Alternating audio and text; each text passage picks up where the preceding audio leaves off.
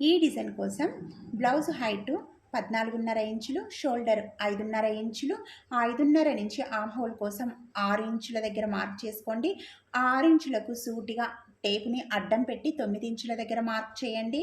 ఆ 9 ఇంచుల నుంచి 2 ఇంచులకు ఎక్స్ట్రా ఖర్చు కోసం మార్క్ చేసుకోవాలి. ఇప్పుడు ఈ మూల దగ్గర 1.5 ఇంచు దగ్గర మార్క్ చేసుకొని ఆమ్ రౌండ్ గీయండి.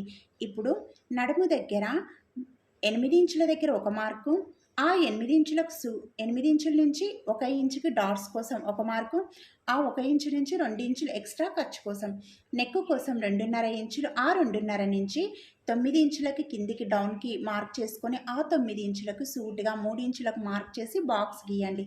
ఇప్పుడు ఆ బాక్స్ కింది నుంచి 2.5 ఇంచులు ఒక మార్కు, ఆ 2.5కు మధ్యలో 1.5 ఇంచు పెట్టి ఇలా షేప్ అనేది ఇలా గీసుకోవాలి.